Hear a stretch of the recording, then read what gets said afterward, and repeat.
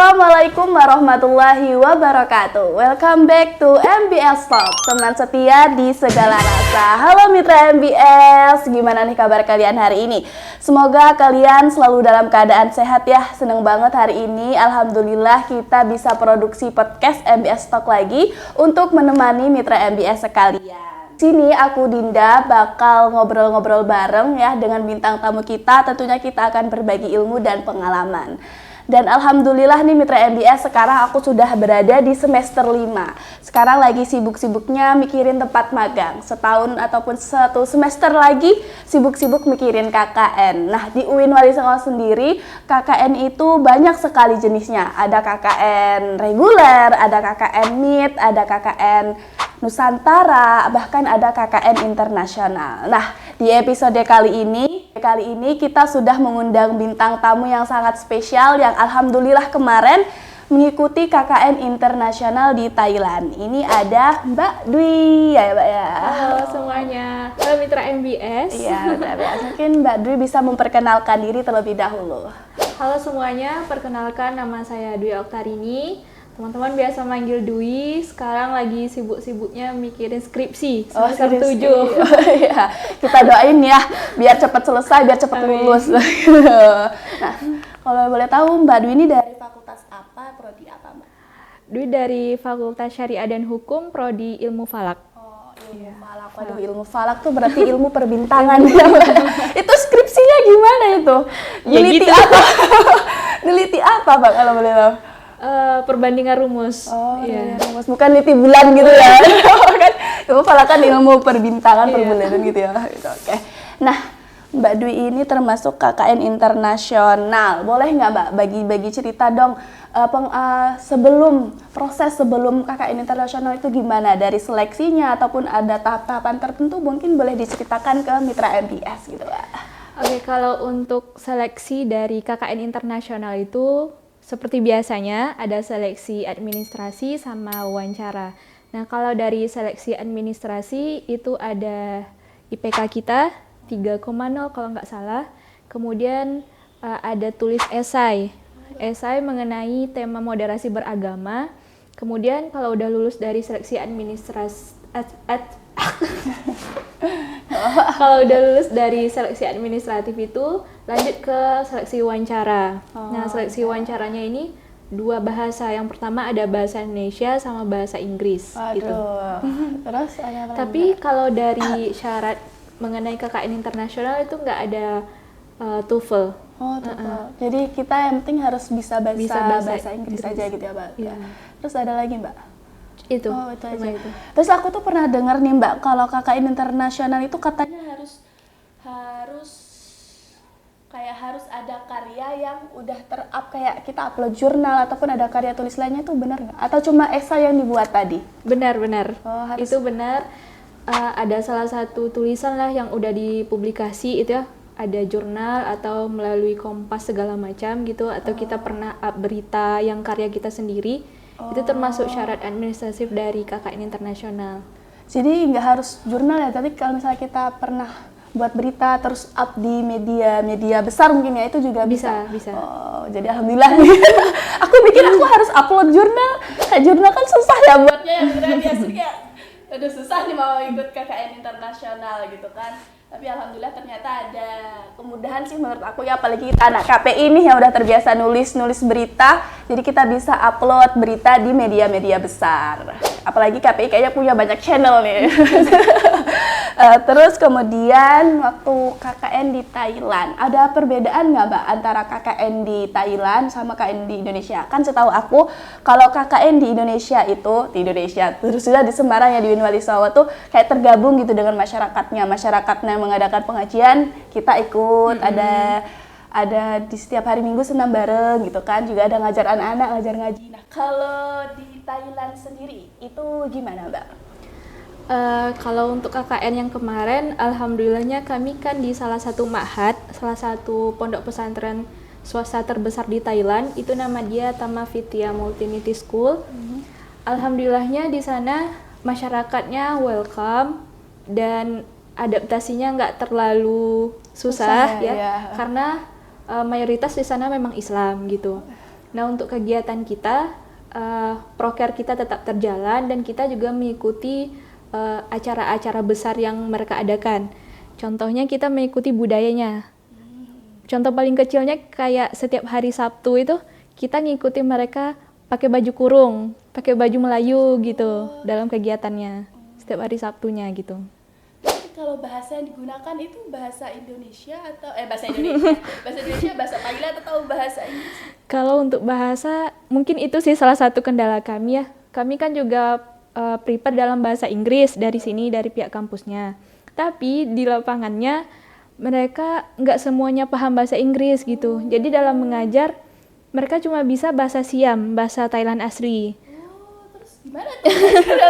Jadi setengah, maksudnya kayak setengah bisa mereka bahasa Siam, setengahnya lagi bisa bahasa Melayu gitu. Tapi nggak semuanya rata gitu bisa bahasa. Jadi kita harus putar otak gitu lah ya kan di sana. Mau bahasa Melayu atau bahasa Inggris atau bahasa Arab gitu, menyesuaikan kondisi kelasnya gitu. Terus gimana ya? Proses ngajar kan lama ya Mbak ya? Terus itu? Kalau untuk ngajar, itu kan kami ada 11 orang. Nah, satu orang itu dikasih tutor kayak ustazah atau ustadz pendampingnya gitulah selama mengajar. Jadi kita mengajar sesuai mata pelajaran yang udah ada di kurikulum mereka gitu. Misalnya hari Kamis mereka belajar tafsir, contoh belajar hadis. Nah, kita juga ngikuti mereka belajar. Nanti dikasih waktu buat ngajar, ustazahnya yang mentranslate kalau di kelas dui gitu. Jadi kita pakai bahasa Melayu ngajarnya.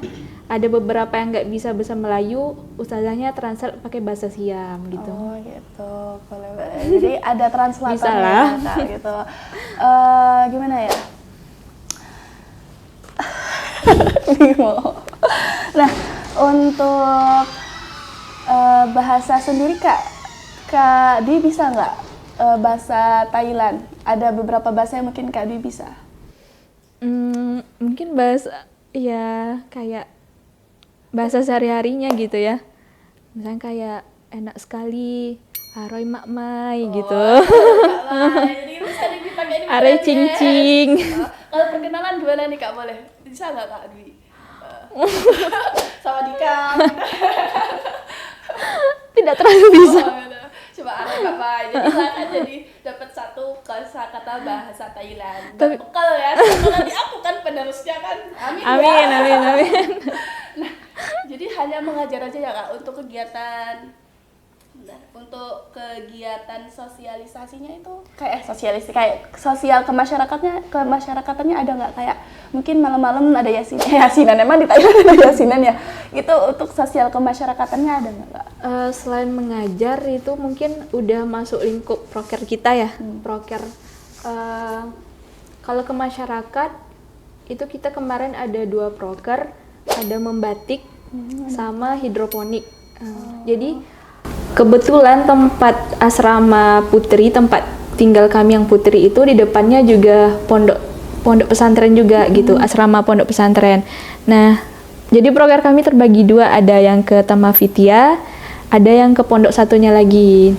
Jadi di sana kami memang mengajak masyarakat yang ada di sekitar tempat tinggal itu buat proker hidroponik itu. Hidroponik. Jadi alat-alatnya juga Dibawa dari sini. Oh, dibawa dari sini. Waduh.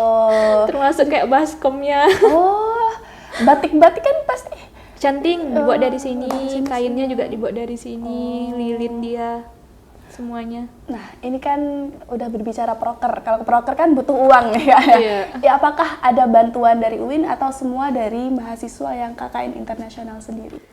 Kalau sejauh ini dari pihak kampus, dari pihak LP2M menyediakan dana itu cuma sebatas transportasi, per orangnya 5.500.000. Itu Itu udah pulang include pergi? PP sama HIS kita ke Jakarta, bus kita ke Jakarta.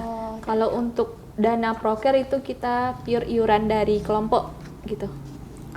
Kalau boleh tahu, Kak Dwi sendiri selama di Thailand nih, habis berapa? Di angka berapa deh gitu? Kira-kira deh. Di luar uang jajan. Di luar uang proker ya? Ya. Sebenarnya kalau untuk uang jajan nggak terlalu besar ya. Rata-rata Dwi sama teman-teman nggak sampai 5 juta, nggak sampai. Karena kan mata uang dia kan baht, jadi 1 baht itu sekitar 500 perak kita. Nah, jadi nggak terlalu besar lah untuk jajan-jajannya. Kalau untuk makan di sana, alhamdulillahnya makan siang tuh kami ada makan gratis dari pihak pondoknya gitu. Aduh, enak banget ya. Jadilah mengurangi ini ya budget pengeluaran ya Kak. Pengeluarannya. Terus makanan di sana murah-murah atau Murah-murah. Alhamdulillah murah-murah sih. enak-enak Kak? Ada perbedaan nggak antara masakan? Pasti ada ya. Maksudnya Kak Dwi sendiri merasakannya gimana Kak? Masakan di Thailand itu. Kan Kak Dwi lidahnya lidah Indonesia nih Mitra MBS. Merasakan masakan Thailand gimana? Untuk daerah KKN kami itu kan nama dia Yala. Jadi itu masih lingkup banyak Melayunya, beda sama Bangkok gitu. Jadi makanannya kebanyakan makanan Melayu kayak nasi kuning gitu. Tapi ada juga beberapa makanan Thailand khas yang kayak tom yum, som tam, kayak gitu. Kak Dwi bisa merasakan langsung? Enak. Soalnya kayak tren juga nih di TikTok, kok jadi kepo juga sebenarnya. Gimana ya rasanya? Kan kalau di Thailand tuh biasanya mentah-mentah Kak. Iya nggak sih? Iya. Aku pernah masuk TikTok kayak udang yang kecil-kecil, terus cumi masih hidup dimakan kayak kepiting. Kayak itu gimana sih rasanya? Emang nggak amis gitu ya? Sempat merasakan nggak sih Kak? Sempat merasakan. Nggak ada rasa apa-apa sih, nggak ada rasa amis segala macam. So far masih masuk lah, masih ya? bisa ketelan lah. Untuk orang-orang di Thailand sendiri nih Kak Dwi, gimana? Apakah ada persamaan dengan orang Indonesia gitu? Ramah-ramah, sejauh tetap ini sama ramah-ramah. ya? Terus untuk nyapa-nyapa gitu tetap berarti lingkup di Kak Dwi ini tetap bahasa Melayu atau tetap bahasa Thailand tadi ya? Thailand tadi. Terus kalau Tetap misalnya bahasa Thailand. ngobrol sama penjual gitu gimana Kak?